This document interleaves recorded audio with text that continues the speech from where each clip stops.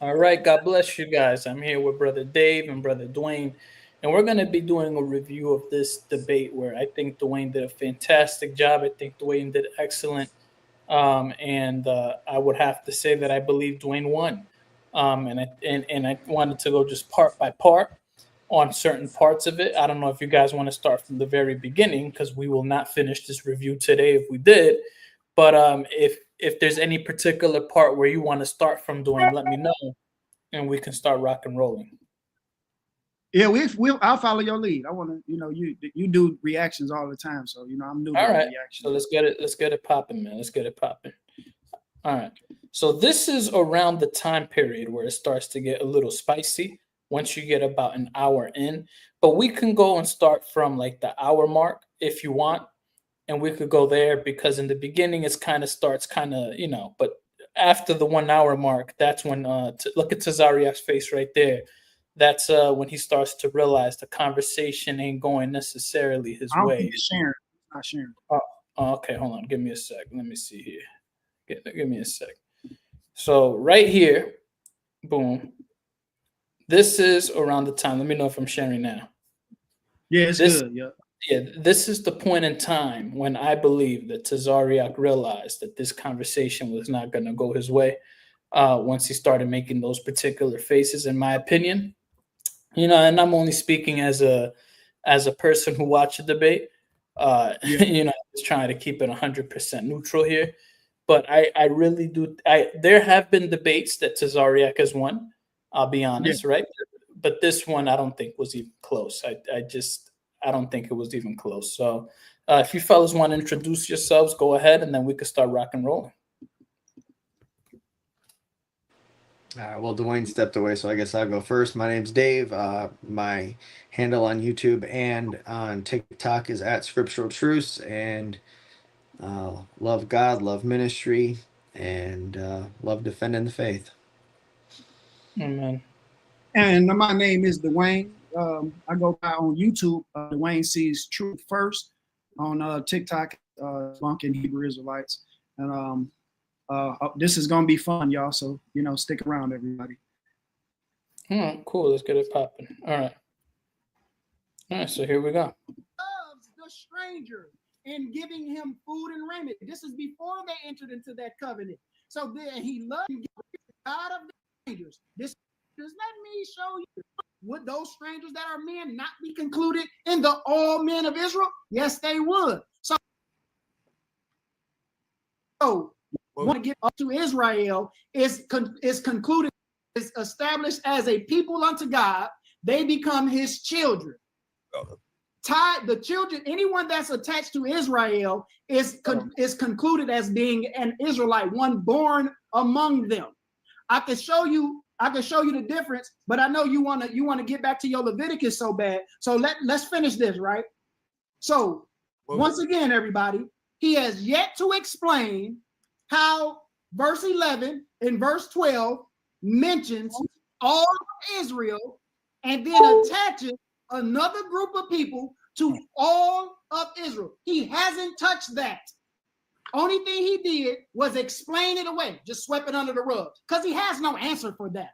If it says your little ones, y'all, now listen to what I said. Right? I said he has no answers.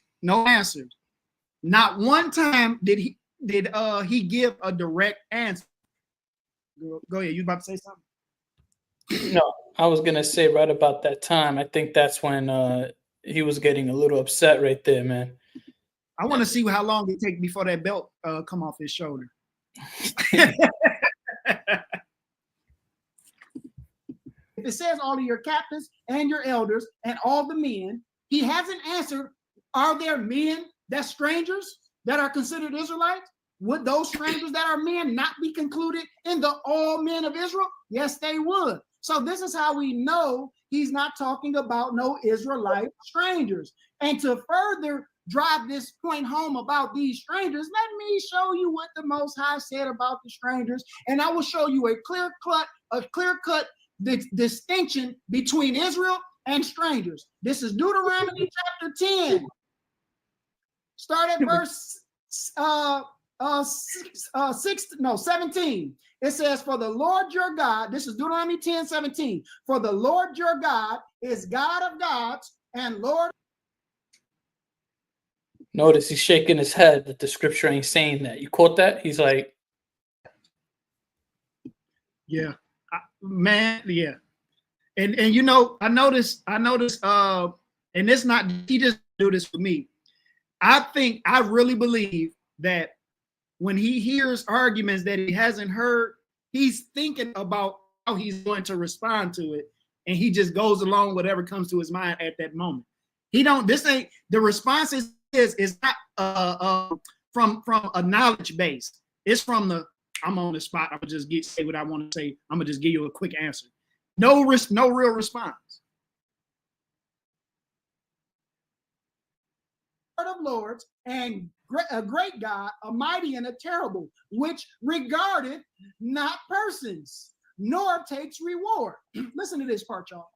He does execute the judgment of the fatherless and the widows, and loves the stranger in giving him food and raiment. This is before they entered into that covenant. So then he loves the stranger, giving him food and raiment. Love ye therefore the stranger, because you were strangers in the land of Egypt. So these people that he says that he loves that are strangers, he is telling the Israelites to love these people too, because he loves them, because they were strangers in Egypt. So these strangers, Cap wouldn't say that these strangers are Israelites, would he?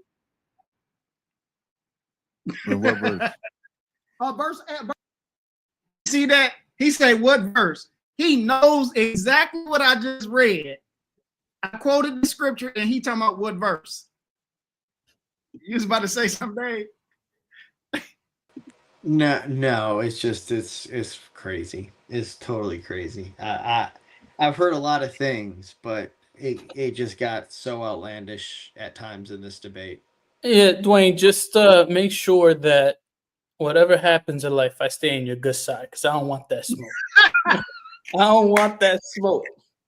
Whatever it is, I want to be on your good side, because you're a vicious man, bro. You're vicious. Bro, how you hit that man with like a 30-piece combo, bro? You didn't even let the man breathe, bro. The man was just sitting there like, dang, bro, his life was flashing right in front of his I head. love this too. This. I ain't gonna. I said before we started, I told myself, don't let him breathe. I said that to myself, like, don't let him breathe. Bro, don't I noticed, bro. I noticed that. Bro, that was a 50-piece combo right there. Now we already have some people manifesting. JP, it will be over for you though. What are you talking about, brother? You know?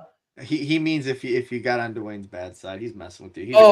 Sorry, fellas. The reason that I'm saying that is because, all jokes aside, Dwayne was live the other day, and we had a flood of Hebrew Israelites using burner accounts.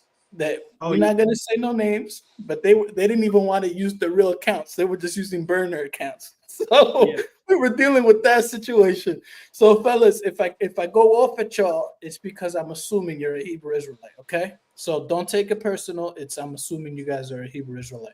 All right, let's carry on. Verse 18. When it said when in verse 18, when it says he loved, when it says for ye was love therefore the stranger, for you, yeah, that's all Israel. So, this was I've seen him debate. I'll be honest with you, bro. Like, if I'm gonna be 100% honest with you, this was, I think, his worst performance. I have not seen, and I've seen him debate guys like, I've seen him debate top tier Christians, bro. mm-hmm. And I've never seen him like that. Like, he was just kind of like shocked. Like, he was just like perplexed. Like, look at his face. Like, he's defeated. You know what I'm saying? Like, he's defeated. Yeah. Like, I ain't never seen that before. He's angry, defeated. He had no win.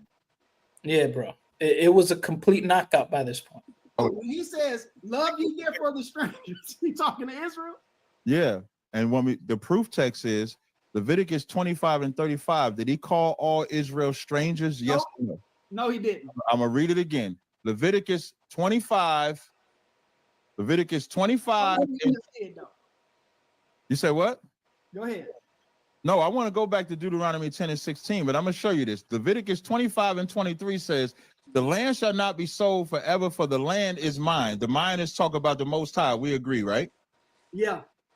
For ye are strangers and sojourners with me. Is that not Israelites? They're strangers with who? With the Most High.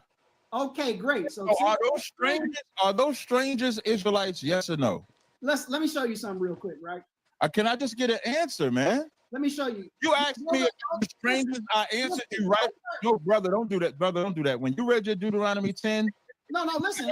those strangers were, I said those strangers was Israelites. I answered you directly. So the strangers and I'm answering you. are they Israelites? This is me answering you. Okay. So yes, what it says, the land shall not be sold forever, for the land is mine, for ye are all strangers and sojourners with me. That's talking to Israelites. He is telling them, He's calling them strangers. Listen, he is telling the Israelites that they are strangers and sojourners with him, not right. that they are strangers. So what Captain Tazaryach is doing is trying to appeal to the word strangers being referenced to Israel, but the Most High wasn't calling Israelites strangers. He was saying that they were just sojourning with him. They're strangers with him, not strangers in the land that they're going to be in, but they are strangers with him because all the land is theirs. Just like when they were in Egypt, the land was Pharaoh's, so they were strangers in Egypt because the land belonged to Pharaoh. So that's what he's not calling them strangers. Yeah, I would just add too, if we look in the theological word book of the Old Testament, it says the root means to live among people who are not blood relatives. Thus, rather than enjoying native civil rights, the Ger was dependent on the hospitality that played an important role in the ancient Near East. So when it goes into the definition, it says alien, sojourner, stranger, referring to someone who did not enjoy the rights usually possessed by the resident. Now, in the case of Israel, it goes on to explain that the Ger was largely regarded as a proselyte, and he was to keep the law and all of these different things. And ultimately, what we find is within the land of Israel, the Ger is treated, when they have become a proselyte, they're treated as a native. This is what Exodus 12:48 goes into. They're not treated in any way distinct. The difference, the one thing that the Ger could not do was become king. Other than that, right, and be, of course, you can't be a Levite too, because Levites are one tribe. But other than that,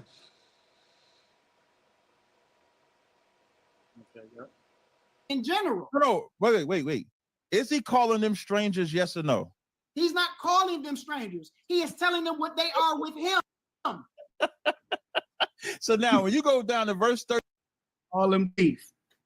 Yeah, and there is a context to this because the Israelites were technically not strangers to God. So Right. the context is very, very clear, right? We know that in the Old Testament, anybody not an Israelite was considered quote unquote a stranger. Correct me if I'm wrong, Dave. No, you're right. Yeah, so in the context, and Dave explained it very beautifully, and so did you, Dwayne. That would be like you saying, "Oh, JP, if you go to Turkey, you'll be a stranger in Turkey." And yeah, I'll be a stranger in Turkey, but I'm not a stranger in the eyes of God.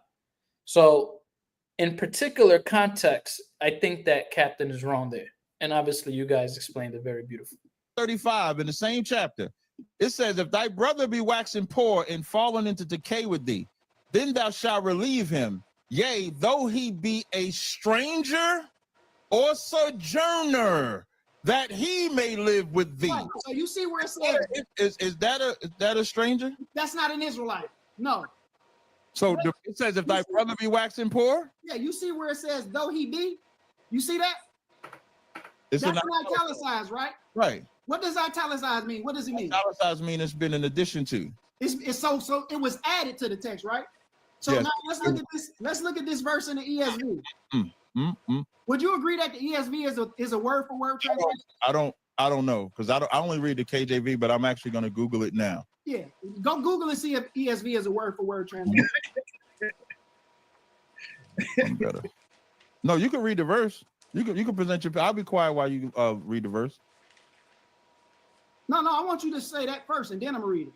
No, just go ahead and read it, whether I agree or not. Word for word translation. Leviticus, I'm in 25, 35. Let's read it. Just answer the question. Is it a word? I was actually going to Bible Hub. I'm sorry, while you was doing that.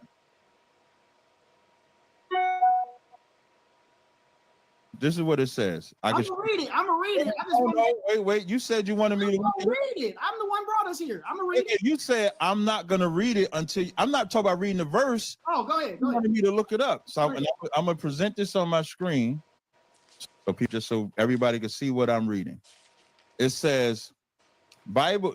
The ESV Bible is not a strict word for word translation, but rather an essentially literal translation.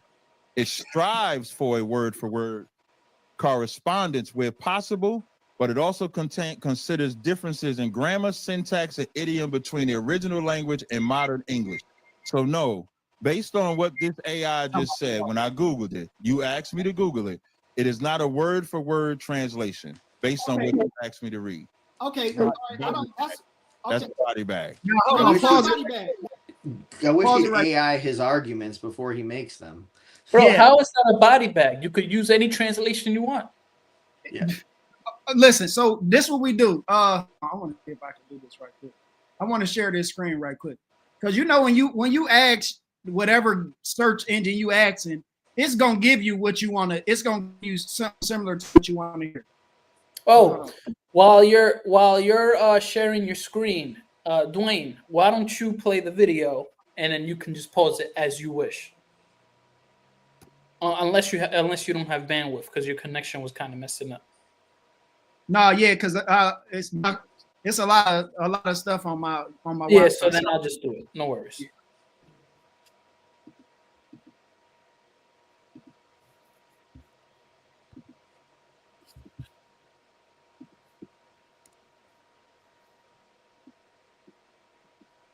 Well, while he's looking that up, I'll just point out in 2 Samuel chapter 1, verse 13, it says, David said to the young man who told him, "Where are you from?" And he answered, "I am the son of a Ger, a stranger, an Amalekite." So in this text, here's an example of a stranger, and he's an Amalekite.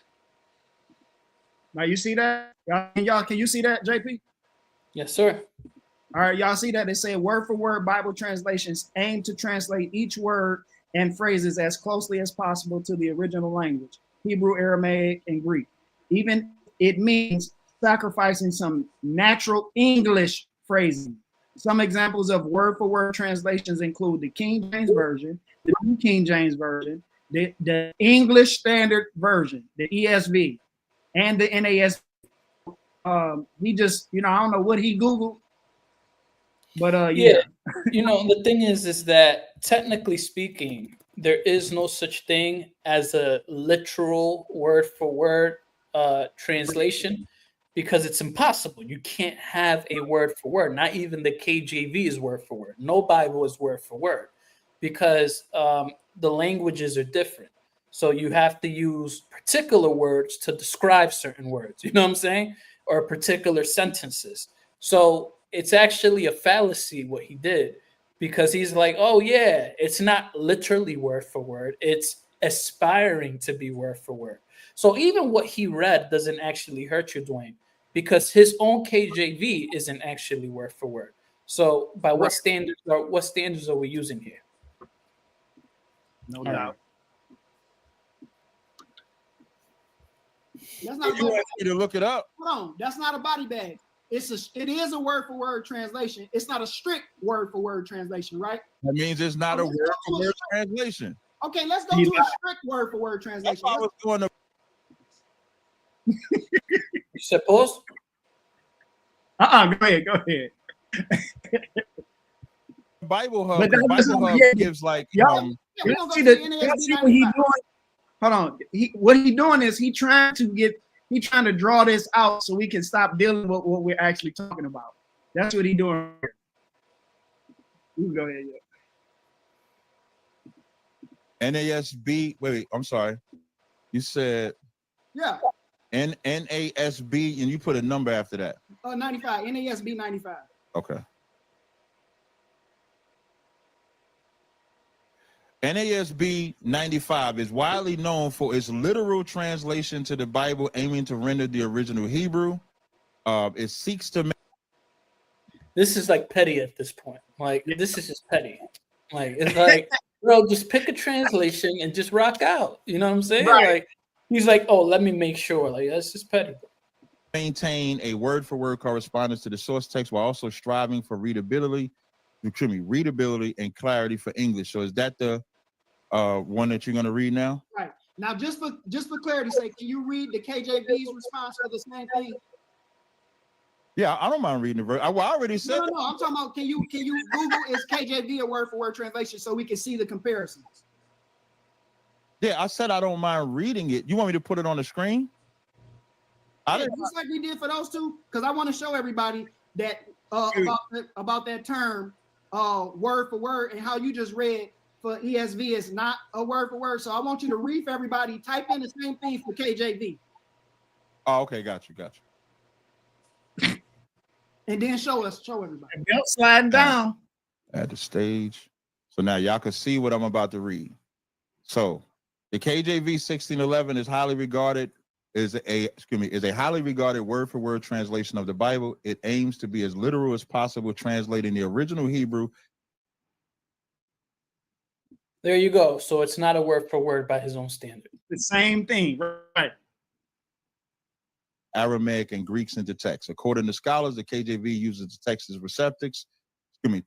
Receptus Greek text for the New Testament and the Masoretic Hebrew text for the Old Testament. So it is a word-for-word translation. Right. It's just like the NASB 95. Y'all see that, right? Y'all see what he did? And this is, it's cognitive dissonance at this point, because he read it. It's the same thing they do with the Bible. Like when they read all men everywhere. Well, it ain't what it say that, but that ain't what it's saying. It's the same. He doing the same thing with just regular text. Like, man, it's a shame, man. 5, it strives to aim, right? Right.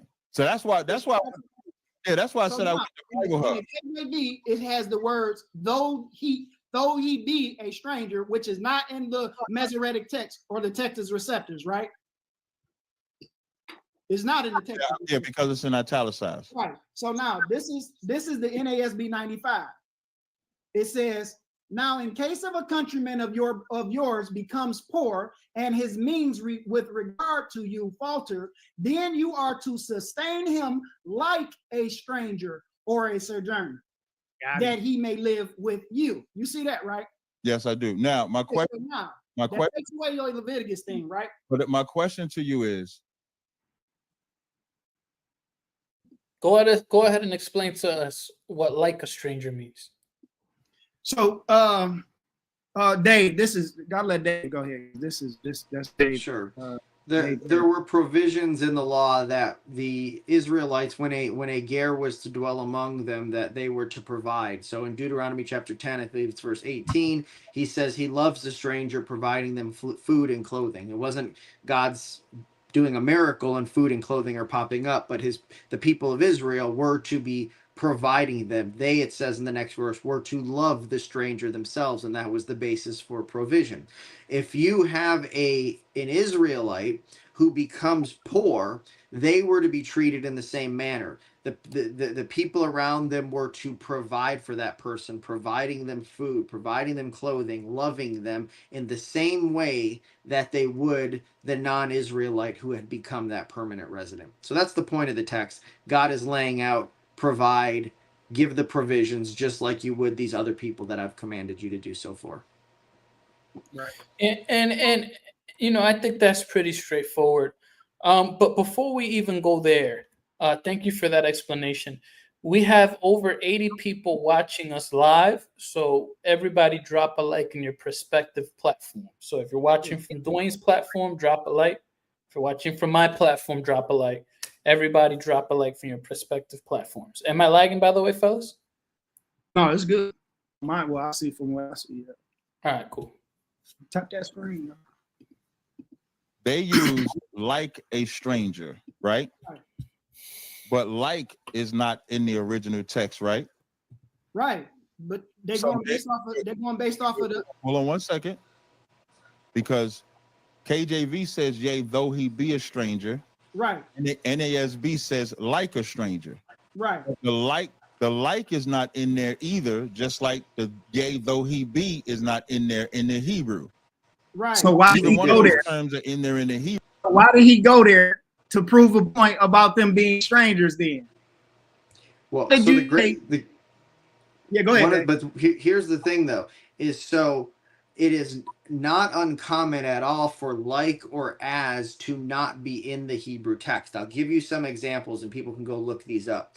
Exodus 28:36, 1 Samuel 15:23, 1 Kings 7:26, 2 Kings 19:26. All of these verses have these comparatives where something is like something else. So like in Exodus 28:36, an engraving is to be like the impression of a signet. The word like isn't actually there, but we know it is to be understood there. And in fact, in the text of Leviticus 25:35, the Septuagint adds the word hos, which in Greek means like or as. So the Septuagint translators, these Israelites who before the time of Jesus were translating the first 5 books of the Old Testament, there were 72 of them, 6 from each of the 12 tribes, according to Josephus. They included the word like in Greek there because they understood the meaning, just like in all these other places. Thank you for that, brother. Hebrew. So now, so neither one of us can use this verse then, right? No, I can use this verse. I'm gonna tell you why I can use this verse. The reason why I can use this verse is because when I stick just to the Bible, I can show where David was called a stranger. I can show where the Lord the verse I just read in 23, the Lord called all Israel strangers. Stranger is not a race of people. Stranger, Israelite, if we was in the land of Israel, and let's say I'm gonna do 2 tribes just for an example. You from Judah, I'm from Benjamin. I'm coming to see you. I'm in the land of Benjamin. When I go to the land of Judah, am I a stranger when I get to the land of Judah? Yes or no? Are you a stranger when you get to Judah if you're from another land? Yeah. No, you their brother. If I come to Detroit right now, am I a stranger in Detroit? Yes or no? You talking about in modern terms? I'm talking about when I'm not talking about these words being used in a modern term. You know what's funny? You know what's funny? Technically speaking, if we're gonna be really, really technical, you're not technically a stranger in Detroit because you're actually an American citizen. So government-wise, the government wouldn't recognize you as a stranger anywhere in America because you're a citizen. Similarly, one can argue that a Jew can be anywhere at any place and they not technically be a stranger in the eyes of God. And the argument that he used, which was specifically in Israel, if you're in this particular area in Israel, in that particular area in Israel, are they not a stranger from this and this? Technically, no, right? Technically, no, you're not technically a stranger. If I go from one side of Israel to the other, you're still an Israelite. You're still a natural branch. You're still that, right? A stranger would be if an Egyptian went to Israel or if an Israelite went to Egypt. Now you can make an argument. But from Israel to Israel, you're not a stranger if you're a Jew. A Jew going from Israel to Israel, same way if I go to New Jersey, I am not a stranger in New Jersey, recognized by the government of the United States of America. Yeah, the thing, one of the important elements we have to keep in mind too is that in Hebrew there are different words that, especially the King James Version, all renders as stranger in different contexts. So you have nakar, tashab, za'ar, and ger, that are all different words with different connotations. And so his example of, oh, I don't know you, doesn't even apply to the term being used. Now, to his point, we kind of already talked a little bit about, yes, Israel and God, of course, because they are a people that are not deity, right? They don't by nature belong with God. They are not of the same bloodline as if God had a bloodline as God. Then he talked about David. That's in the Psalms, and that is poetry. And David is saying he is a ger or a stranger from his immediate family. It's a poetic way of saying it's like I don't even know them anymore or never knew them, because he was estranged from them and so far removed from them at that point in time because of the circumstances he found himself in. It's not anything to do with what we're talking about here. It is a reach and a desperate attempt to try to just come up with an excuse to try to avoid what the text plainly says.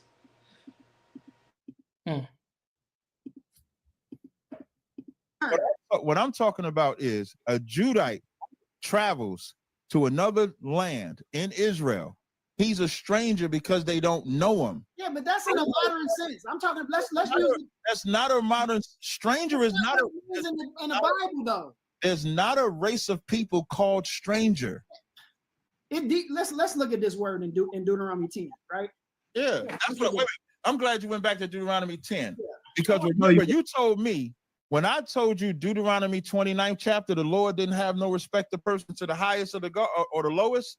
Remember when I said that? It's talk about hierarchy. That the Lord. Not talking about hierarchy though. No, I ain't talking about your disagreement. I'm talking about what I said. What I said was that the Lord does not care about the hierarchy from the highest Israelite to the lowest Israelite. That's what I said. You repeated it. It's on here. That's not, but that ain't what the verse is talking about though. But when you read Deuteronomy 10, you read with Deuteronomy 10 and 16, it says exactly what 10 and 17. It says, for the Lord your God is God of gods and the Lord of lords, a great God, a mighty and terrible God, which regardeth not persons. Is that not talking about whether you King David or whether you're poor Israelite, you'll get judged? It's talking about persons in general. He don't regard people in general. No matter who you are. Yeah, no matter who you are. You're rich or poor, right? Yeah, but that's not the contention. That's what Deuteronomy 29 is talking about. Hey, look, that's not the contention, though. you didn't. That's not even. Hold on. Because that's not the contention. That's my position. Right. We would have to try to go back and find that exchange, but that's not Deuteronomy I'm talking about. Remember when I asked him when he brought up that hierarchy, he said it starts off with the captains, then the elders, then the children. He was saying that whole scheme in Deuteronomy 29 was talking about hierarchy. So I asked him, so does that mean the strangers that are in this verse, who you say are Israelites, could be Israelites, men and women? Does it mean that all of these strangers that could be men are under the children and the women? No, that's not what I'm talking about. Now you're not talking about hierarchy. So yeah, it was pointless for him to even do that. You can go ahead. Okay, but I know that's your position because you don't want to deal with the actual point that I'm making. You know why you hold on. So you know the point that I'm making. Right. When it says, love ye therefore the strangers, who is he telling to love the strangers? When he's telling Israelites, that could be twofold. That could include, so in Deuteronomy 10, and you read verse. Remember I said he's not never gonna answer a question. He gonna dance around it the whole time. This is what he did. He never directly answers questions. Now I asked him, are those strange? I mean, who are the Israelites supposed to love? And this is his answer. 7:8:19. I'm sorry. When it says, "Love ye therefore the stranger, for ye were strangers in the land of Egypt." If we was in the land of Israel, and let's say a white man came into our land, and he's a stranger in our land, we wouldn't treat him any different because he's a white man in our land. That's what when it says regarded not persons. Hold on. The verse says, love ye therefore the stranger because you were strangers. What is he talking about if a white man come to? What are you? Well, he kind of just admitted defeat there, though, because if it's a white man that comes in, then it's a non-Israelite. So he's now, even though he's said otherwise the whole time, he's acknowledged now that's that it's not Israelites. Yep. Yeah. So he just barbecued himself. I was thinking about that as well. He just literally just destroyed his own point, right? If it's a Yeah. white man, then they're not well, specifically for him, because there could be white Jews. So, I don't believe. I believe there are Jews that are white, black. Heck, I have some Jewish blood, but they don't believe white people are. Just in case he were to make that argument, they don't believe white people are Jews. So therefore, or the true Israelites. So therefore, that has to be a non-Israelite, and according to his worldview. Dang, Cap. Fell on his own sword once again.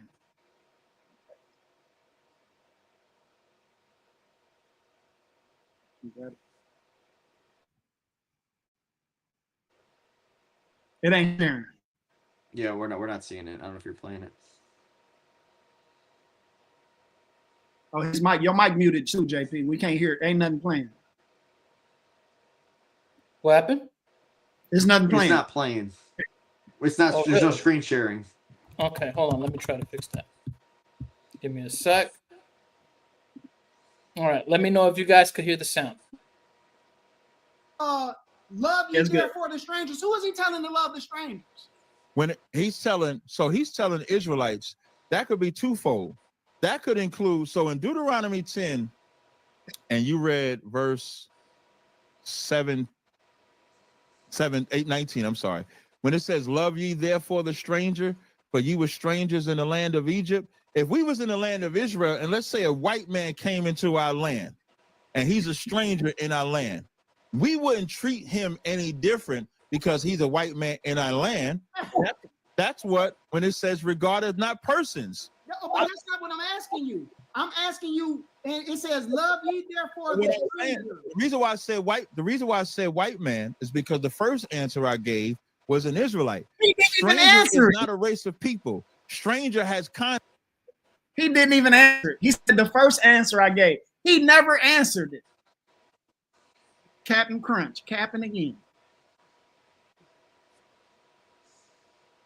context. So that stranger could be an Israelite or could be a non-Israelite. That's the whole point of even in this verse. I'm talking about in this verse. Let me finish. I'm about to tell you. That's why it says, for ye were strangers in the land of Egypt. So when we first went into Egypt, they didn't treat us messed up, even though we were not Egyptians. So let's say if an Egyptian who's not from our land, so would be a stranger, came into our land, we wouldn't treat them bad. We would treat them accordingly.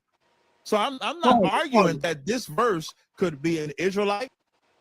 Now, question was, who are these strangers that the Israelites are supposed to love? He never answered that question. He said he answered it, but he never answered it. And then he came up with it could be twofold. Then he doesn't give us the twofold. He just repeats the same thing over and over again. Or a non-Israelite, because stranger is not a race of people. But that's what I'm asking you. These strangers, I'm asking you, are they Israelites? No, I said the stranger in Most High loves them. The stranger in what? Yeah. It is love ye therefore the stranger, for ye were strangers in Israel. That's it. That was BB. The debate is over right there. He just submitted. Yep, debate is over. He just admitted you could love non-Israelites, and they hate the white man, bro. They hate him. They're supposed to love the white man. Israelites, that's not the same as. That's assuming that these individuals are actually Jews. You know what I'm saying? But Right. In what verse? You started at 17. Where you said he loved the stranger? Verse 18. Thank you. He doth execute the judgment of the fatherless and the widow, and loveth the stranger. That's how you know that that's an Israelite. That's how you know he. Show me where he loves non-Israelites. I'm showing you now. So. Wasn't the white man that came to Israel a non-Israelite? And then he just got saying you can love non-Israelites. Yeah, this guy. He's Yeah, making it up as he goes. Exactly. He has no answers, and he is coming up with this Johnny on the spot and responses. Well, now, verse 19. At some point, Listen, verse 19. It says, "Love ye therefore the stranger, for ye were strangers." Who is he telling to love the strangers in this verse? he's telling Israelites. So, right. So what would make an Israelite a stranger when they all was in the wilderness together? Not coming from Detroit and going to Chicago. They're all together and never left the area together. So what would make an Israelite a stranger? What make an Israelite a stranger is that when an Israelite comes around Israelites he don't know, he's a stranger. And I can't believe y'all saying that this man won. Yeah. So why were the Israelites strangers in Egypt? Are you telling me that the Israelites didn't know Egyptians?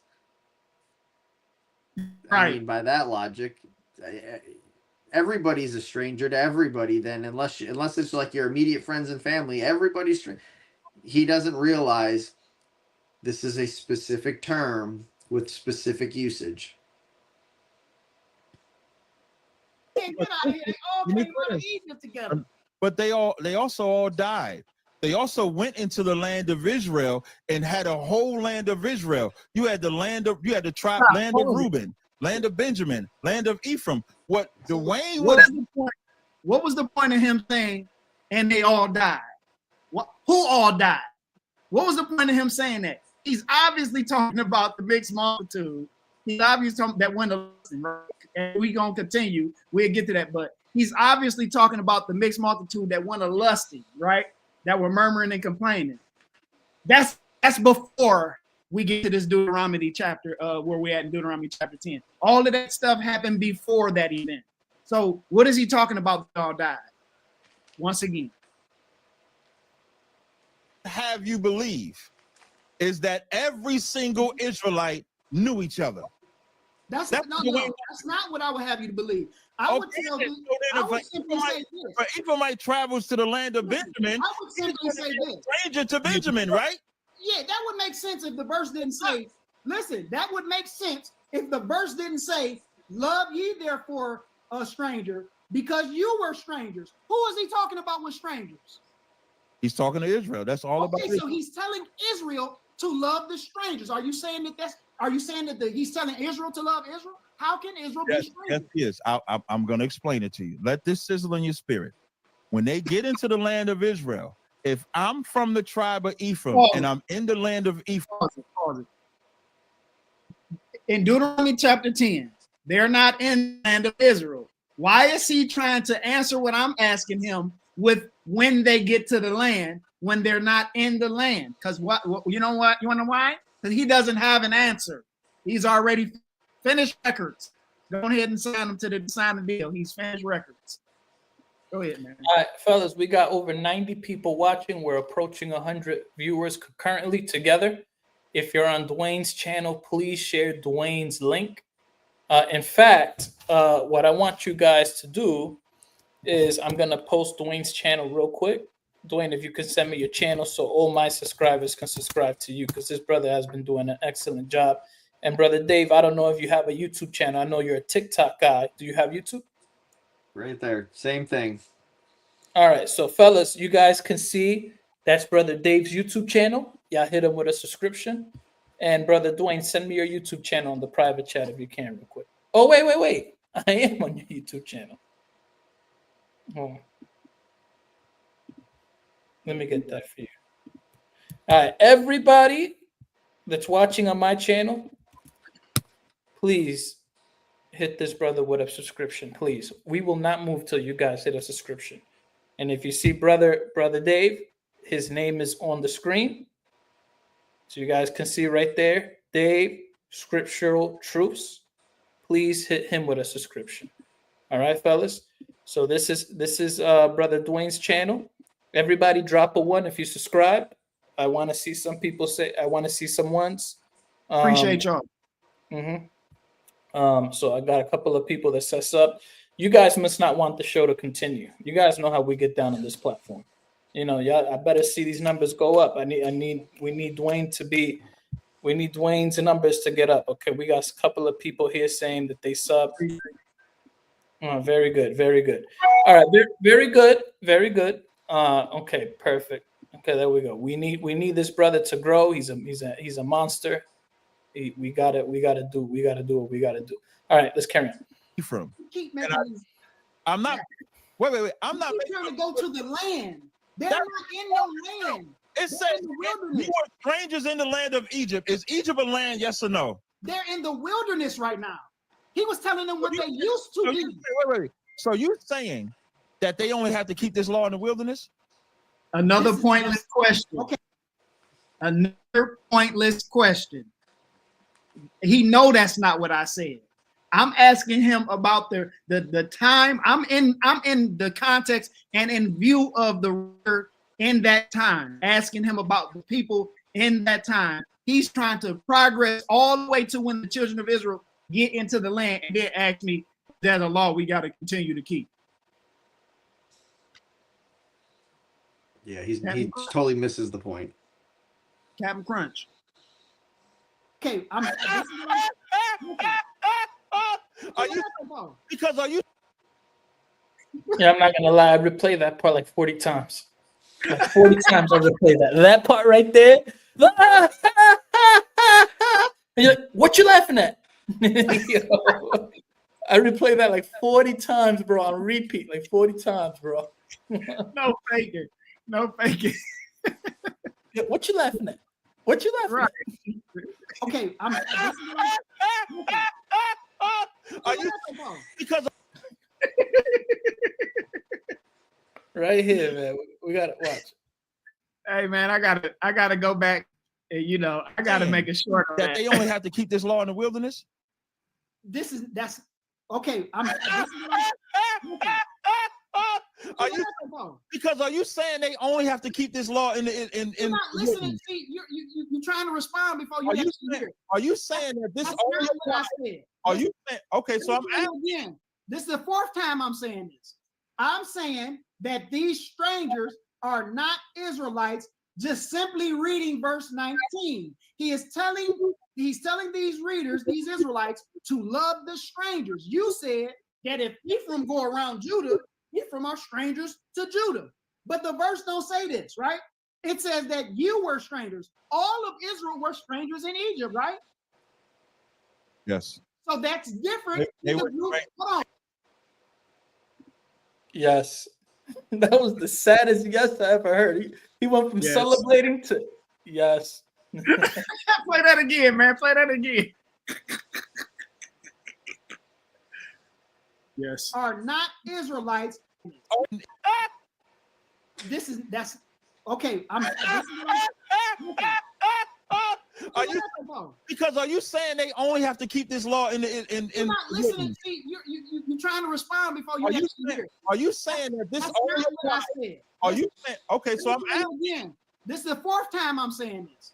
I'm saying that these strangers are not Israelites. Just simply reading verse 19, he's telling these readers, these Israelites, to love the strangers. You said that if Ephraim go around Judah, Ephraim are strangers to Judah. But the verse don't say this, right?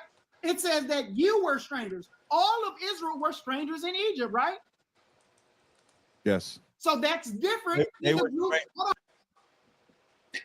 I ain't never seen like the man was celebrating, the man was happy, the man was clapping, he was all these things. And then he went from all that to yes. Why? I'm just curious, what is the point if it's about Israel for calling them strangers? They're already told to love their neighbor, they recognize that means they're fellow Israelites. Why say stranger at all? That's clear. Just say love all your fellow Israelites, if that's the meaning. There's no point of using the term stranger specifically in that. I mean, ignoring everything else. It's weird. But to add to that, the verse is that the Most High loves the stranger, giving them food and raiment. Well, he already was providing Israel manna, already their shoes and their clothes wasn't waxing old. He didn't have to give them raiment or shoes. So he provides that for the strangers who he loves. So he records on that point alone. Oh, that's different. They were strangers to the Egyptians. Different. So the people that were strangers in the land of Egypt are different from the people that are strangers that they have to love. That's simple. No. When it says strangers in the land of Egypt, before I speak, we agree that when it says strangers in the land of Egypt, the Israelites were strangers to the Egyptians, right? Yes, the Israelites were strangers to the Egyptians. Thank you. So this law, next question. I don't understand. Like it's very clear cut. Yes, the Israelites are strangers to the Egyptians because they're not Egyptians. That's just logic. Right. But they knew the Egyptians. Yeah. And they still were strangers. So I'm really like perplexed. Like I don't understand that particular argument at hand. You know what I'm saying? And it's just whatever at this point. Let's just carry on. Question I got, simple question. Is this law that's being written only for the wilderness or what they're supposed to do forever? This is forever. Thank you. So when it says, once he says, love ye therefore the stranger, for ye were strangers in Egypt, what this is establishing is how Israel is supposed to conduct themselves as a nation. You are not supposed to treat a Benjamite that's in Ephraimite land as a stranger. You're supposed to love them because the Lord loved you. How do you know? Because in Leviticus 25 and 35, the Lord said, the land is mine and ye are strangers with me. So in my land, no Israelite is a stranger. That's what the verse is saying. Okay, once again. Wait. So now, y'all see what he just... That's just a complete undercut again. Done. Wait. In my land, no Israelite is a stranger? That's what he said. No. He didn't say that. He didn't say that. Yeah. He's right. The debate is over. The debate is over. The debate is over. We don't even have to review anymore. Yeah. Bro, Dwayne, you didn't beat him in a debate. He beat himself, bro. Yeah, he walked into a firing squad. That's what happened. Yeah, this man said that no Israelite. So that destroys his whole premise. It destroys everything. Everything's destroyed. That's crazy. Even if I come from New York to Detroit, Israel was the land of the land that was promised to them. You said no Israelite is a stranger in the land. So that kills the argument he said before about going to Detroit. That kills all of that as well. Damn, that part though is absolutely correct. That is the point of the term. They're not. So he got that right.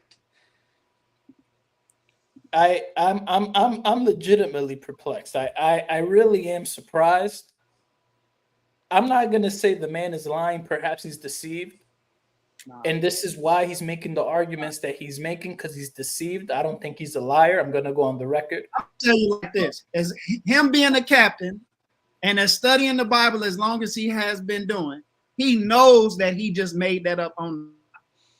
Because I've never heard him say that before. He just made that up.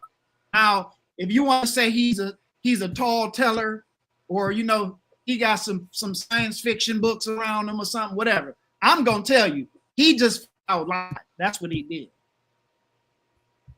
Dang. Y'all can stay on the good side of the ship, but I'm telling you, he lied flat out. Yeah, I mean, he's not a good liar if he lied. That's why I'm saying he's probably deceived. Because if I were to be lying, I wouldn't have said that. Feel me? I would have continued with what I said originally. That's a good lie, right? Maybe he's not that bright. He's not good at lying. Well, he is good at lying, but maybe he in that moment, he was forecasting, he was befuddled. He didn't really know what to say, so he just said the first thing came to his mind. We'll just say that. That's crazy. You need to clip that if you haven't, Dwayne, and post just that. stranger in the land. You just remember you said that, right? All right, so great. So from there on out, bro, he's tight. He's tight. Like that's it. Like after that, that's it. The debate gets very. The debate is, yeah, bro. He's tight. He got caught. The man got caught. That's it, bro. Like that's the knockout blow. That was the fatal shot right there when he realized that he got. That's it. He messed up. now y'all see what he just said, right? That's gonna come back to bite you. No Israelite is a stranger in the land. You just remember you said that, right? All right, so great. Dang, yo, Dwayne, you're a killer, man. Dang. I think look at his face there. It looks like he realizes it. He realizes what he just said. Dang. Yeah, he knows. Dang. Dwayne, you a cold-blooded man, bro. Dang. Hey man, that was all the Lord, man. Because I prayed before this. You know, I prayed and I said I want this to come out as clear as I can. And you know, this guy, I told the Lord, I said, Father, this guy be saying a whole lot of lies. He be tricking people, and I want everybody to see how much of a liar he is. That was the prayer. So yeah. So now, once again, y'all, he hasn't answered. How are they to love the stranger if they were strangers in Egypt? When they were all strangers in Egypt, that talks about all of Israel. So the group of people that he is telling all of Israel to love are different than the ones that were strangers in Egypt, because the Egyptians were not strangers in Egypt. The Israelites were. So he's telling the Israelites to love the stranger because you were strangers in Egypt. Bro, you're cold, bro. You're cold. Like, Dwayne, I don't want no issues with you, brother. You're a killer, bro. Like the way you brought that all home in a matter of seconds, you brought back the Egypt, you brought the examples of Israel, the Israelites in Egypt, how you made it all together. Dang, that's a dang, bro. Real gotta recognize real, brother. Yeah, it's all good. It's all God, though. Yeah, I'm telling you. This man just, oh my gosh, fellas, look at what this man Dwayne just did. Look at what People don't realize. Hold on, a lot of his followers don't realize the faultiness of Captain Tazaryach's argument on this point. they can't see because they don't want to let their leader down. I got a lot of inbox from people saying that I got destroyed in this, like it's crazy to me, but I understand this is one of their big brothers. You know what I'm saying? Like, and it was hard for them to see that. But if you be honest, you can tell that Captain Tazaryach was a complete failure on his part. Like, I'm talking about 100%. Damn, that's bad, bro. I ain't never seen something like this from and I told you I've seen this guy debate heavy hitters, and I don't want to put nobody down or nothing like that. By the way, I pinned Dwayne's YouTube channel on the comments, so y'all make sure to give him a subscription. But I ain't never seen nothing like this, bro. Said that, right? All right, so great. Y'all see what he just said? The verse land. No Israelite is a stranger. That's what the verse is. All right, so I want everybody to pay attention to what Dwayne did here. Earlier he said that Israelites are strangers in Israel. Okay. Somebody on TikTok said, "Stop being mean to my grandson." Some older person. Well, everybody, you guys got to check this out because this was a legendary knockout. So Tazaryach was arguing for everybody watching. We have 100 people here all together, with all the platforms watching. Tazaryach said that Jews or Israelites can be and are strangers if there's an Israelite that goes from point A to point B. That was his whole argument, okay? Later, he says that Israelites are not strangers in their land. Now, watch how Dwayne catches this, capitalizes, reminds him of what he said, which was the worst thing of them all, right? This man reminded him, said, remember what you said? It's going to come back to bite you. And then used it against him. Watch this, guys. This is a masterpiece. Muhammad Ali knocked it right here. Land is mine, and ye are strangers with me. So in my land, no Israelite is a stranger. That's what the verse is saying. Okay, once again. So now y'all see what he just said, right? That's gonna come back to bite you. No Israelite is a stranger in the land. You just remember you said that, right? All right, so great. So now, once again, y'all, he hasn't answered.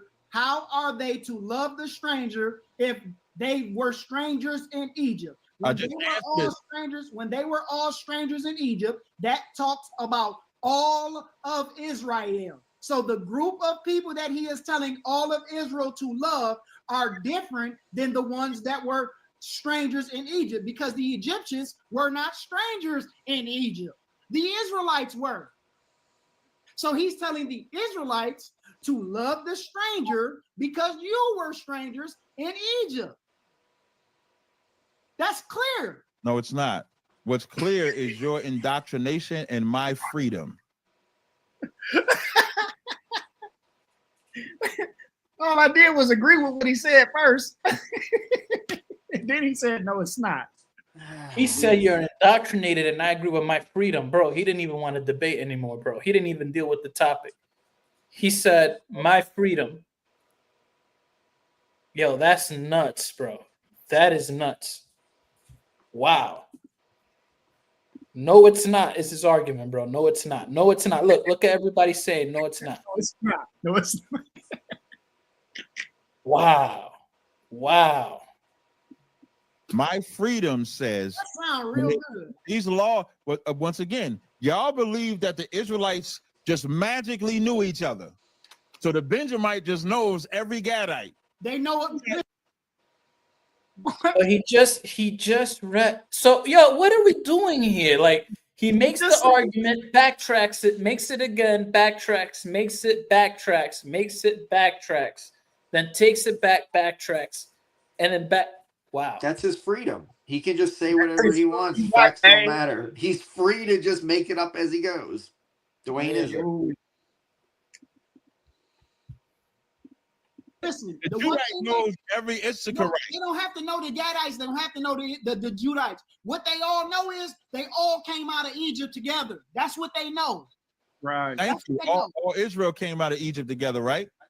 All Israel came out as a nation together, That's and right. a mixed multitude went with them. No, they did not. No, they did not. Oh, And so it's very clear. Hold on. So it don't say in the mixed multitude went up with them? It don't say? It's about to get worse. I thought that was the worst of it. That's not even the worst. I of never it. heard this next one. This this goes is wild. I'm not saying it don't say a mixed multitude, but you're saying a mixed multitude is non-Israelites. What I just established based on Deuteronomy, remember, Hebrews the 9th chapter. So I'm gonna ask my question again. I'm gonna ask a different question. So you say, well, it's kind of like a build-up, so it's a couple of questions. So you say the strangers in Deuteronomy the 29th chapter are non-Israelites that took a hold of the covenant, yes? Yes. So show me their judgment for breaking the covenant. What? Once again, if you are attached to Israel, whatever judgment Israel get, you get. Is that not the truth? Say it again. Did Israelites have non-Israelites as their servants in the land of Israel? That's not answering my question. I said, show me the non-Israelites. That's not a question that you just asked. You told me to show you something. That's not a question. You say again? That's not a question. Saying show me? Yeah, that's not a question. In the Bible where something says something, that's not a question. Bro. Oh, man. Requests or questions? A question would be, can you show me something? Not show me something. He's telling you, not whatever. You need to That's do not something. a question. Is there anywhere in the Bible that these strangers that you say are non-Israelites that took hold of the covenant were punished for their disobedience against God? Yes. Anybody that was attached to, that would join themselves to Israel, when Israel was punished, they were punished right along with Israel. So then you're saying, Can you pause it real quick? if they're not being punished. So I'll give you one. He'll hate this. So Leviticus chapter 24. Verse 10. Now the son of an Israelite woman, his father was an Egyptian, went out among the sons of Israel, and the Israelite woman's son and an Israelite man had a fight in the camp. And the son of the Israelite woman blasphemed the name and cursed. So that what goes on, they bring it before Moses. God brings it before God, or Moses brings it before God, and it goes on in verse 15. You shall also speak to the sons of Israel, saying, if anyone curses his God, then he shall bear the responsibility for his sin. Moreover, the one who blasphemes the name of the Lord must be put to death. All the congregations shall certainly stone him. The stranger as well as the native, when he blasphemes the name, shall be put to death. Verse 22, there shall be one standard for you. It shall be for the stranger as well as the native. So here in this context, they would say this man is a non-Israelite because his father is an Egyptian, and he would have been from them coming up out of the land of Egypt, unless somehow an Egyptian came and ran and caught up with him later, and he is punished according to the law right there. Peace, JP, Dave, and Dwayne. Dwayne got his second Michelin star in this debate. Grace and peace to the sheep from Grace and Truth Ministries. Appreciate All you, right. Minister. Let's keep it pushing. Because they're in the land with Israel, and Israel is the one being. I said nothing about them not being punished. No. I said, so you're saying the only way they can get punished is if they with the Israelites that have the covenant. That's what I you're said saying. the only way they'll get the judgment pronounced, the same judgment Israel getting, is if they have joined themselves to Israel. When Israel gets judged, just like when they were in the land of Israel. Hold on, listen. Just like hold on. That's why I asked you, because I knew you was gonna do the show. When did Israelites have servants that were non-Israelites? They could have served. Did they or did they not? They could have like Salt, like an example. No. When they were in the land of Israel, did Yeah, they have servants? I'm about to give an example. I think Saul had Doeg that unalived the priest. So yeah, they had non-Israelites there. Of course, Right. So if there was non-Israelites in the kingdom, but they didn't have the covenant. Israel was punished. Hold on, listen. When Israel was punished, when the northern kingdom was cast out, when they were cut off, were non-Israelites with them when the Assyrians came in? Well, that's different though, because the Lord, were non-Israelites with them? they didn't have the covenant though. But were they with them? No, I would say no. They didn't have no strangers. They didn't have no non-Israelites. Again. Wait, he says, wait, let me get this straight. So he says that they were with them essentially, then they were not, but then they were, but then they were not. So he's making excuses why they were with them, and he says, oh, it's because it wasn't the new covenant or whatever. It wasn't under the covenant. And then he says they were never with them. Yo, this is like multiple times in this debate, bro. Yes. Like, Dave, am I bugging?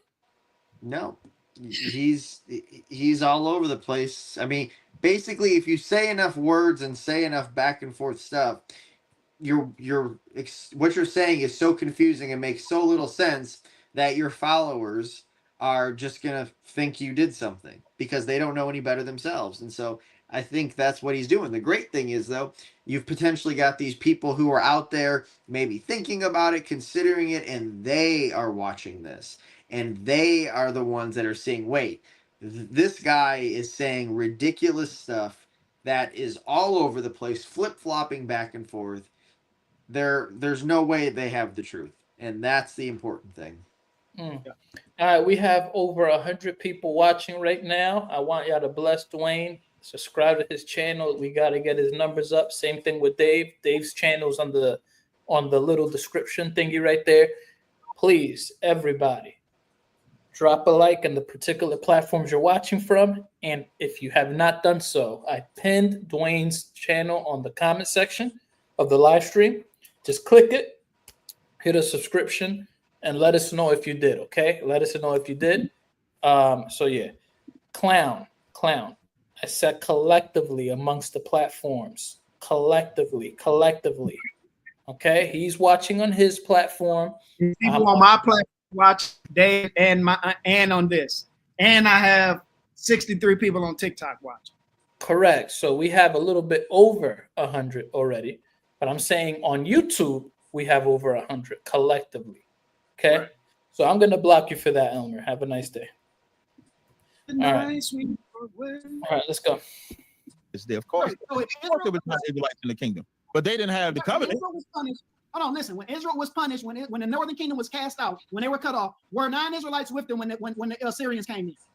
Well, that's different though, because the Lord, Were 9 Israelites with them? they didn't have the covenant though. But were they with them? No, I would say no. They didn't have no strangers. They didn't have no 9 He said Israelites. at their side? No, they didn't have the covenant though. They was there, but they didn't have the covenant though. But then Are he they said there? no. But then he said they're not there. what I'm saying is, when the northern kingdom got put out and the Lord put the other nations in there, that was from a ruling part. That's not a covenant part. That's a breakage of the covenant.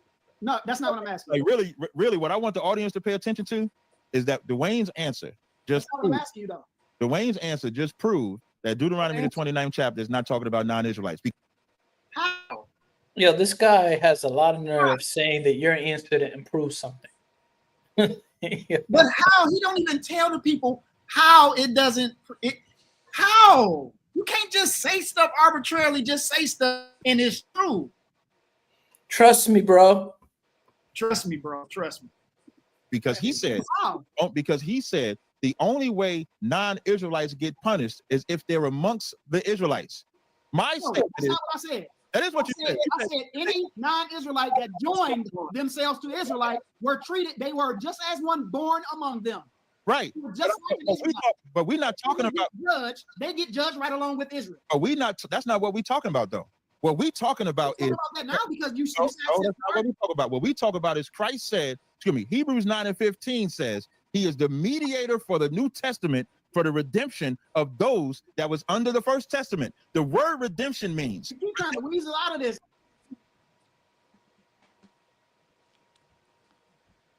You're muted, JP. I understand you're a Hebrew Israelite, but Captain Tazaryach literally read a text that says that Israelites are not strangers in their own land. So therefore that destroys that. There's that. So in the context of how it's written, right? That's the difference. All right.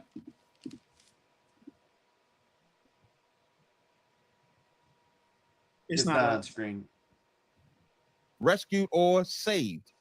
Not. It is, man. I'm not weaseling. I'm back to my point. Redemption generally refers to the act of atoning for a mistake, fault, guilt, or state of being rescued or saved. Non-Israelites never had this covenant. When you read Deuteronomy, the 1st chapter, 29:1, the covenant is to Israel. When you read verse 13, the Lord says in verse 13, the Lord says that he may establish thee today for a people unto himself, and that he may be unto thee a God, as he has said unto thee, as he has sworn unto thy fathers, to Abraham, to Isaac, and to Jacob. Neither with you only do I make this covenant. It's only to Israel. You keep saying only, and only is never in the text. Neither would.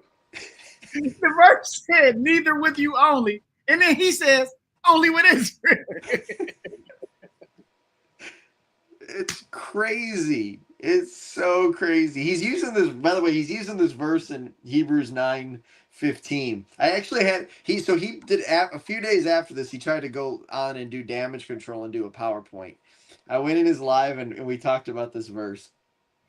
Of course, the big issue is it doesn't say it's only for those under the first covenant, and because it's not. And so I took him to Deuteronomy 5:2-3, where he says, with us, he's making the covenant, not with our forefathers. So I said, by your use in saying this only means Israelites, you've now excluded any of the patriarchs from being saved by Jesus.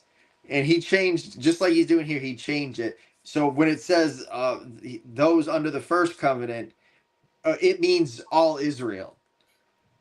It's just, he cannot be consistent. But I just wanted to comment on that because here he's bringing up that text again.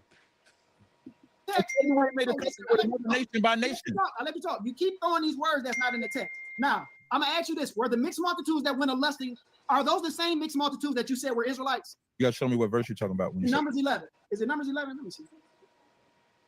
Numbers 11:4. It says, and a mixed multitude that was among them fell a lusting, and the children of Israel also wept again. So that mixed multitude, are those Israelites? Yes, when you read the whole thing, all you got to do is read the whole thing. It says, and the mixed multitude that was among them fell a lusting, and the children of Israel also wept again. It doesn't say the children of Israel went lusting, because that's the mixed multitude. And it's simple grammar. And it says, who shall give us flesh to eat? We remember the fish which we did eat freely, the cucumbers and the melons and the leeks and the onions and the garlic, and now all of this is dried away. Let's read verse 1. Whoever tried to help you is terrible. No. Anybody try to help me? Anybody help me with that? Yes, they did. Listen, Well, I don't know why he thought somebody tried to help me with that. Yo, right here, I knew that this was no longer just a debate. It was personal, because you was like, bro, I didn't tell you. Like, I'm telling you, like, nobody's helping me. He goes, Right. nah, I don't trust Christians. I'm like, whoa. Oh, yeah. Yeah, so, bro, when I got to this part right here, I want you fellas to catch this. Dwayne is like, bro, nobody's helping me. Like, that's crazy. And then this guy, Captain, goes, nah, man, I don't even trust Christians. It's like, whoa, bro. Like, you just took this a little deeper than it had to be. Like, Dwayne could have said, I don't trust Israelites, but he didn't even, So check this out. Oh, this is dried away. let's read verse 1. Whoever tried to help you is terrible. No. Anybody try to help me? Anybody help me with that? Yes, they did. Listen, as the Lord liveth, did nobody help me? I don't trust Christians, to be honest, so that don't work. You don't have to. I don't have no reason to lie. So this is Numbers. You've been lying this whole live stream. Huh? You've been lying this whole live stream. Forever. He's mad. Yeah. But I'm saying at this point is, bro, I'm glad that I didn't moderate this, because he would have been blaming me. If he would have definitely been blaming me. He would have been like, oh, JP's a bad moderator, blah, blah, blah, this and the third.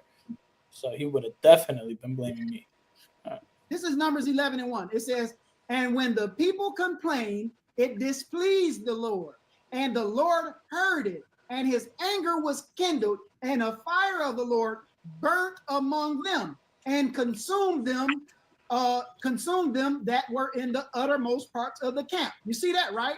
That's talking about Israelites, right? Yeah. And the people cried unto Moses, and Moses prayed unto the Lord. The fire was quenched. So when the Most High was burning up the Israelites, Moses prayed, and the fire was quenched.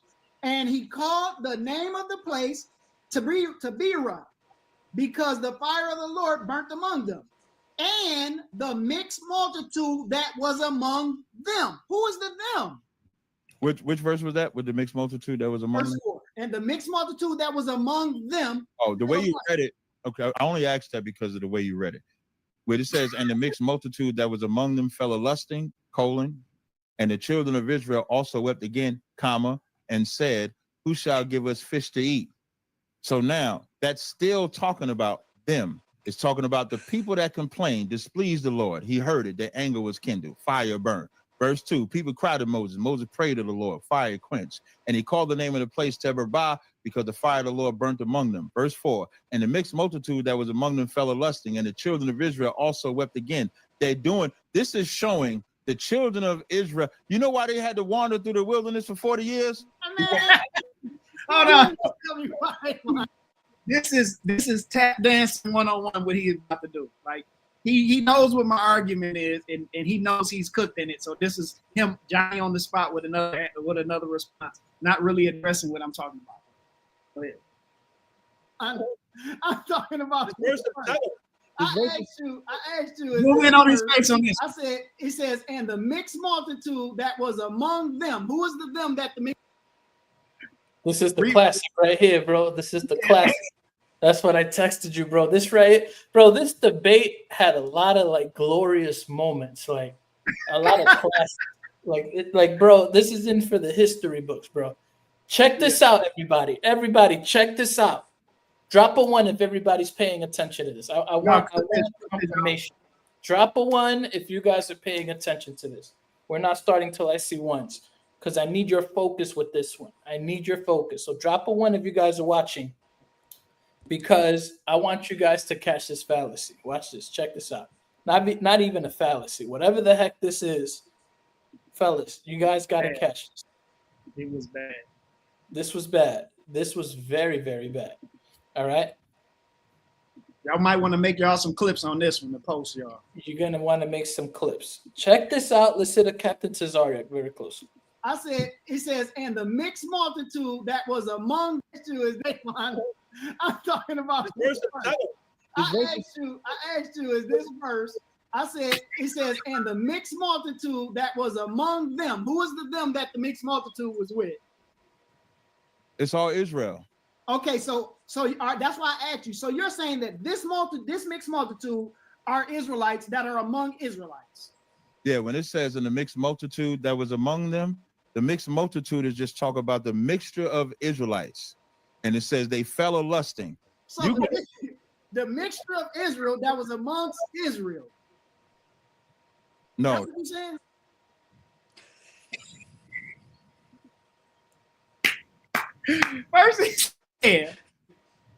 First he said, yeah. He said, no, that's not what I'm saying. These finished records. Did you guys catch that, man? Oh my goodness. Oh man. Yeah. Dang. Wow. No, that's not what I'm saying. Okay. Well, The mix, and it says it first. It tells what happened to the children, the people, right? It says, and when the people, that's talking about the people, right, that are all Israel according to you. It says Moses prayed for those people that were being burnt, and then it says, and the mixed multitude that was among them. So the mixed multitude are the ones that are among the ones that the children of Israel that were being burnt, right? Say that one more time. The mixed multitude are among the ones that were being burnt, right? This is all Israel. This whole thing is all Israel. So, but the mixed multitude in this verse, you're saying is Israelites, but it's saying that the mixed multitude. Yeah, just because. Yeah, it could say mixed multitude about Israel, just like it did in Exodus. In Exodus 12, when it first mentions the mixed multitude, the verse before that, it mentions just the men. And then in the very next verse, it says mixed multitude for the children. The men and the children. No, it says besides children. It doesn't mention the children. It mentions the children. It's saying that there's no children. When it says besides children, that He said 600,000 is so. only men. The Exodus 12, it literally says, the how many were on foot, on horses or whatever, on foot. Then it says, besides this, the children. So I don't know why he said it don't say that. All right, fellas, I do have 38 more minutes because we're approaching the 2-hour mark. So this is my, I propose this to you, fellas. Would you guys be interested in doing a part 2 later this week? Because obviously we're not going to finish. We can do Would that. you guys? Sure. Would you be down, Dave? This right here was full, right? Just a little small part. And as we see, like, he had no answer for no question, just tap dance. But yeah, a part 2 would be great. All right, Yeah, so we'll do a part 2. I definitely would like to get into some other, because there was like the Ephesians 3 stuff was so bad. Oh, yeah. We got to get involved. We got to get involved with that too. Yeah. I wonder by chance if there'd be any Israelites that are down to join up.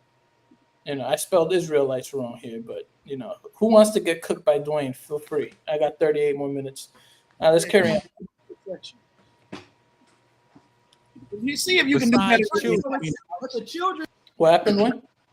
I said, let's see if they can do better than their captain. I think that, in all honesty, I'll be honest. If you're an Israelite, don't come up. It's best you don't come up. I'm advising you. If you're an Israelite, don't come up, unless you're gonna come up humbly and ask questions. But if you're gonna come in here and think you're gonna do Dwayne badly, you know, debate wise, Not gonna happen. this is not gonna happen. It's not gonna go your way. So Israelites, we have over 100 people watching collectively. Over 100 people watching, and I know dang well that there's some Israelite spies watching right now. So how about you guys come in here, handle your business? Judah time, I saw you, Judah time. You wrote a comment there. At least there was one Israelite that wasn't a spy. He actually commented. Judah. Yeah, so Judah time, feel free. We got 24. Let's see here. 36 more minutes. Yes, 36 more minutes. All right, well, let's carry on.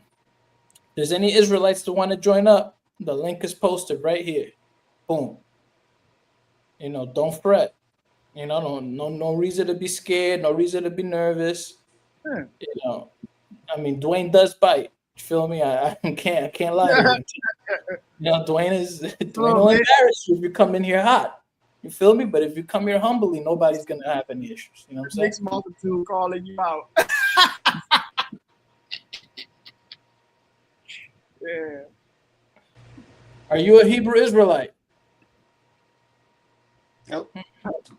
Solo, come back, Solo. Yeah. All right. Well, I guess we can continue playing. So Hebrew Israelites, feel free. This is the link. No need to run. I know that this is looking very bad right now, but no need to run. Children are besides them.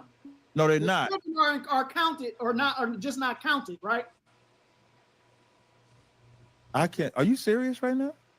Let's go to the word. Let me show you, because maybe you got to see it. You got to see it to believe it. Exodus 12. You got to see it. Believe.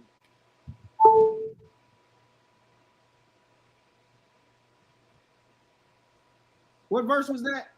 Yeah, I'm trying. It was crazy. Is I always try to the Exodus 12 and 37. 37, not 27.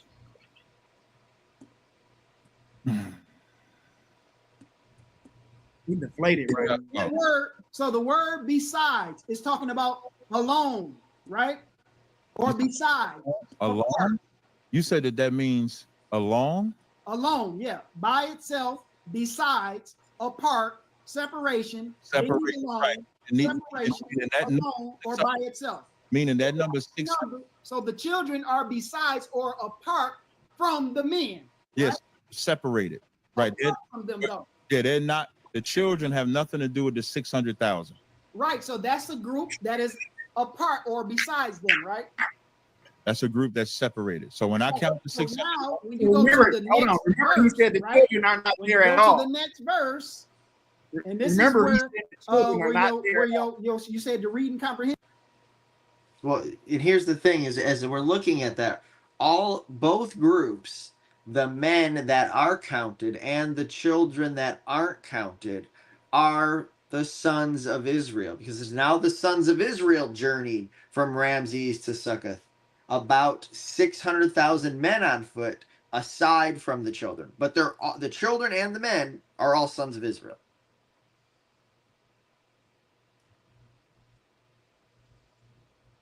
Pension thing a few times. This is where that comes into play.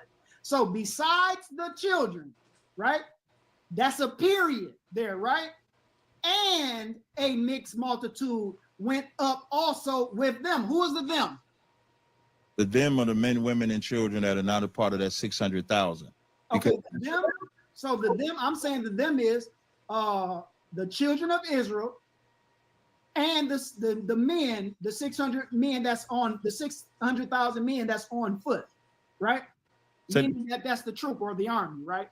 Right. So the 600,000. So in Exodus 12 and 37, the 600,000 on foot, that's men. The reason why I'm saying besides children is letting you know that this 600,000 is separate from children. Children, right? And the So very now, so that number. Wait 1 second. And so that number 600,000 only applies to the men. The mixed multitude, they're not giving a number, but that mixed. Go ahead. But that mixed multitude would include the children that are not a part of that 600,000 and the women and men that are not a part of that 600,000.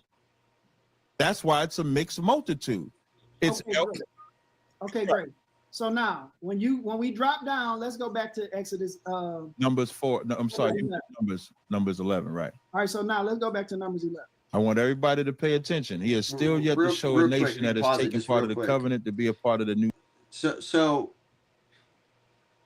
if you look at this in Brown Driver and Briggs lexicon, this Hebrew word is ireb for the mixed multitude. It appears other times in Scripture, in Nehemiah 3:13, in Jeremiah 25:20, in Jeremiah 50:37. It's referring to foreign groups. It's not ever used of Israelites. the lexicon says a heterogeneous body attached to the people, to Israel. So it's different people, different bloodline. When Josephus talks about this, he refers to it as a mixed multitude of Egyptians specifically. So he's identifying them with people of Egypt distinct from the Israelites, and he lived in the 1st century AD. Well, I already showed. I showed no nation. Listen, my understanding of Deuteronomy 29 are those Israelites that are non-Israelites, those strangers. Those strangers are included in the covenant. They entered in. My understanding of Deuteronomy 29:1, that covenant only went to the children of Israel. You using verse 1, right? But no, I used 1 and 13. Okay, great. So based on that, in Hebrews 9 and 15, when it says he is the mediator of the New Testament by means of death for the redemption of the transgressions that was under the First Testament, show me the non-Israelites that transgressed under the First Testament. Okay. They are part of the New Testament. Show me. Great. Okay, great. So now this is, once again, everybody pay attention. Once again. Make sure you show me. My question. No, listen. Once again. Everybody gonna see my question. Once again, my understanding is, just like Cap was giving his understanding with no evidential proof, my understanding is that these strangers are non-Israelites that entered into the covenant. As we continue reading, you don't even know who they are. It doesn't. I don't have to know. I know that they're non-Israelites. Why? Because Moabites can't come into the congregation. I know that they're non-Israelites. No, they're not. Okay, whatever. No. If we was to read, where did they transgress? Listen. Where did they transgress? Anybody that was attached to Israel transgressed right along with Israel. No, that's the fact. Do that. The Lord never made a covenant. Did the Most High punish Israel for one person hiding something in their tent? Did he punish the whole people? Say it one more time. Did the Most High punish the whole army when AI had the stuff, the garments and stuff under his tent? Did he punish the whole army? So when Joshua then was losing battles? Yeah. Did he punish it because of what one person did? He punished all Israel. He punished everybody that was there. Which was Israel. That was the army. Whatever. And I'm telling you, this is what I'm trying to tell you. My point. Listen, this is what I'm trying to tell you. You enhancing my point. This is what I'm trying to tell you. My understanding is, according to this verse in Deuteronomy 29, these are non-Israelites. I've established that these strangers are different. Hold on, let me finish.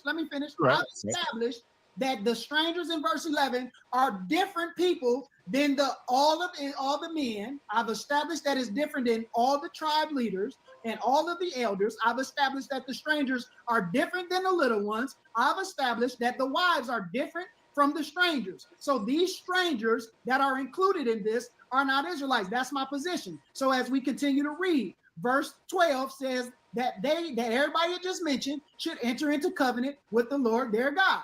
He is their God. Once they enter into covenant, they become his people. So when you get to verse 13, it says that he may establish thee today for a people unto himself. So this day is when he established all the men of Israel, their captains, their leaders of the tribes, their elders, their little ones, their wives, and the strangers that is with them. What strangers? The ones that were hewing the stone, the wood, and the ones that were drawing the water. Let me finish. That all of these people are entering into the covenant, that he may establish thee today for a people unto himself, that he may be unto thee a God, as he has said unto thee. And see how it says, you said, is the strangers the ones that's non-Israelites? Are they the fathers? No, look what this says, that he may he may be a God, as he has said unto thee, comma, and as he has sworn unto thy fathers, Abraham, Isaac, and Jacob. Verse 14 is very important. Neither with you only do I make this covenant and this oath.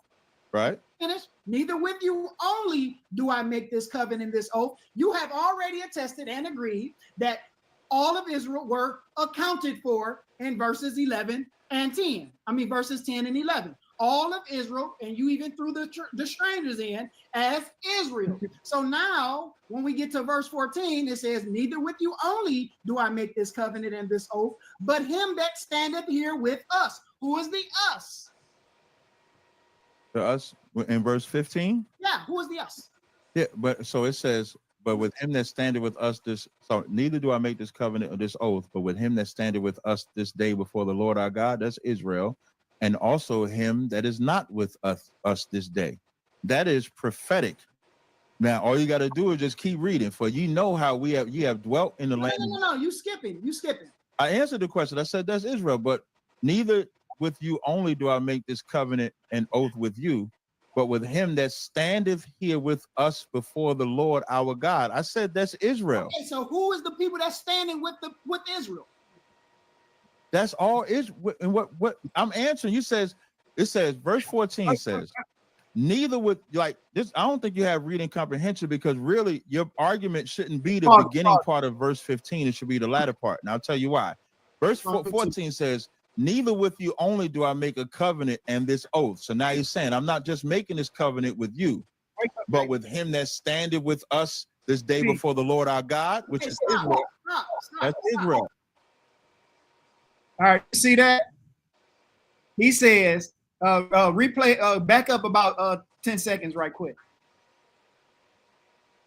And I'll tell you why. Verse 14 says, neither with you only do I make a covenant and this oath. So now he's saying, I'm not just making this covenant with you, but with him that standeth with us this day before the Lord our God, which is Israel.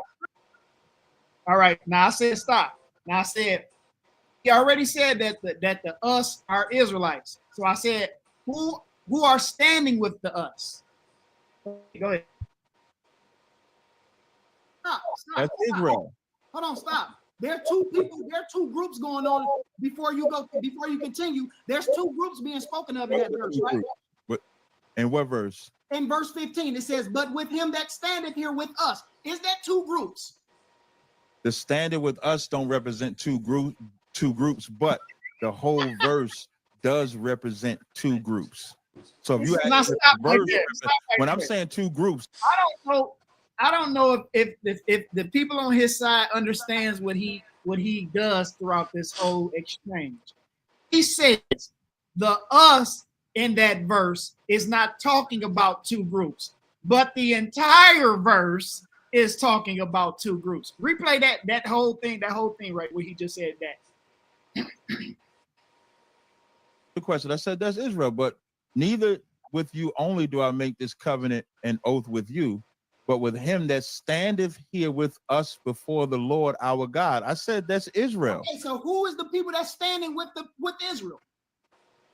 That's all Israel. And what I'm answering, it says, verse 14 says, neither with like this. I don't think you have reading comprehension, because really your argument shouldn't be the beginning part of verse 15. It should be the latter part. And I'll tell you why. Verse 14 says, neither with you only do. This is another one of their tactics. If y'all ever come across these ISUPK people, that's their topic. They try to tell you what you should do, and they try to tell you what your argument is.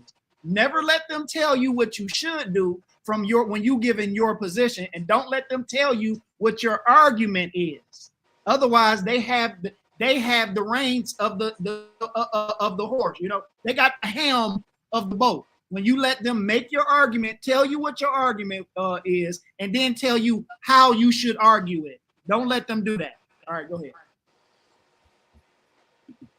Do I make a covenant and this oath? So now he's saying, I'm not just making this covenant with you, but with him that standeth with us this day before the Lord our God, which is Israel. That's Israel. Hold on, stop. There are two people, there are two groups going on before you continue. There's two groups being spoken of in that verse, right? Real quick, this guy's not a Hebrew Israelite, but he's not a Trinitarian. Do you guys want to deal with him? No. No? Nope. All right, sorry, Solo. Hebrew Israelites only, my friend. No worries. All right, take care. All right, Judah time. I see that you're commenting, but pull up, man, pull up. Why don't you come up and argue his position for him then, so you can simply tell us what he's simply doing. All right, Judah time. I know you're not. Right. If you can tell us what Captain Tazaryach is simply doing, why don't you come up and simplify it for him? You got 20 minutes, my friend. You got 20 minutes. I got to get going in 20 minutes because that'll be right about 2 hours. But come on, Judah time. No need to. It ain't gonna be that deep. It's that simple for you. Hey, just pull up right here, Judah Time, or just click that link, and that's it. Come handle business. You have roughly 20 minutes. Don't come in here in the 15-minute mark or 18-minute mark and say, "Oh, I'm here." Now that I told you I got 20 minutes, come now that I'm available. Come now. So Judah, I see you commenting. I see all these things, Judah, but you're not clicking that link, Judah. You don't even got to turn on your camera, Judah. 20 minutes, just the both of you guys. You know? So talk to me, Judah. What's going on, man? Dwayne, I don't know what's going on, but less and less Hebrew Israelites are talking to you now. I've noticed that. Yeah. Less and less. I don't know what's going on. Yeah, it seems like these guys have to be tracked down now. You know, and I think it's part of the reason is because of the reasons that, I mean, look at what you're doing to their leaders. You know what I'm saying? Look at what you're doing to these guys. And why would the people under their leaders want to join? You know, I think it's that simple. But all right, let's keep it pushing. We have 20 more minutes. And what verse? In verse 15, it says, "But with him that standeth here with us." Is that two groups? The standing with us don't represent two groups, but the whole verse does represent two groups. So if you add the verse, when I'm saying two groups, it's the same people, but two different group types. So when Group types. so what it's saying is not just y'all that are with me this day, but also them that are not with me this day. No. I'm not talking about the people that's not there. I'm talking about the ones that's there with them. Y'all see what he did, right? He once again sidestepped what I actually said and went ahead to the next point, talking about the ones that's not there. That's the two groups. No, that's not what we're talking about, though. So where do you see two different people? Okay, is he saying that there's people standing with them this day that are not with the us people? No, he's saying, because you got it. That's why I said, like, I can give you a comprehension class, brother, if you need it. You ain't gotta give me no comprehension This class. is You ain't crazy. What's clearly being stated here. It's crazy. I mean, let's break this down. You've got all the men of Israel. You've got the wives of the men of Israel. You've got the children. So who is left? Who is left of the Israelites to be strangers? Are they men? Are they maybe widows? Because they didn't mention widows. I mean, come on. There's nobody left. Those who stand here with us. Who is the us? The us is the Israelites. Who's standing with the Israelites? The strangers who was in the Israelites' camp. This is not hard. And for him to come back with comprehension after saying what he said is insane to me. Mm-hmm. It says, you quoted verse 14. You read verse 14, and it signifies that it's something else going on. Neither with you only do I make this covenant and this oath, but with that but tells us that it's another group of people that he's making an oath with. That's what I'm saying. That's what I'm saying. Comprehension. The comprehension is, it says, neither with you only do I make this covenant with this oath. There's a semicolon. So here's the declaration. But with him that stands. Who is the him that stand with the us? That's Israel. That don't make no. Come on, let me just read the whole thing. I'm gonna just watch the comprehension. It says, but with him that standeth with. Watch the comprehension. And he's I know why he's doing that. I'll tell you why he's doing it. Because you've got a bunch of people in his audience that are seeing what you're saying. And so he's going to say it's a comprehension thing. So they start to think, oh, I guess I'm just not understanding it, but he gets it. Straight up, yep. He's lying. Us this day before the Lord our God, comma, and now you're getting a second group of people. The second Oh, group, you know, that's the third group. That's the third group. not a third group. You being dishonest, Cap. You I'm being not, dishonest. brother. Because that verse where it says, "But with him that standeth here with us," those are two groups, and you won't even admit it. That's the truth. They're not two groups, brother. How? So who's standing with someone else? Who's standing with somebody? When he says, "Neither do I make," here's how you know that it's not. Because the very first verse says it's you keep only going to the first verse. We're here now.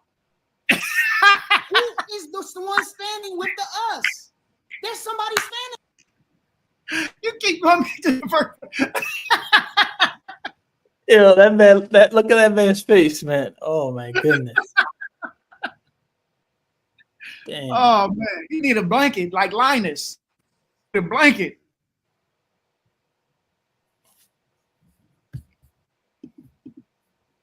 Who is the one standing with the us? There's somebody standing with the us. I'm gonna tell you what I'm gonna do. Hold on, wait 1 second. There's people standing with the us people. 1 second. No, I can't read that. So when there's not another group of people standing there. This is simple reading comprehension. Neither with you only. Who's the you only? Israel. It says, "Neither do I make this covenant with you only." That's talking about all of the people he just named. And isn't he telling them something, right? He's about to tell them that he don't make this over covenant here? with them only, right? You still ain't addressing the people that's with the us, Cap. I'm in 14. Us are Israelites, and there's people standing with those that are considered the us. It has to be. No, In comprehension, it No. has to be somebody for him to say somebody is standing here with us. The us are Israelites, so that has to mean that the other people that's standing with the Israelites are some other people. no, it's not. Because when it says, "Neither do I make this covenant," and excuse me, "Neither with you only do I make this covenant, but with him that standeth here us today," that's all the people that he read in the beginning of the verses. That's the him that it's not a new hymn. That's the hymn that It all says heard it, from the stands captains with down to us. the strangers. And That's the What is- difference. It doesn't just say he who stands here today. It says he who stands here with us today. That is the strangers who are with them. then it says, "And also them that are not here with us to this day."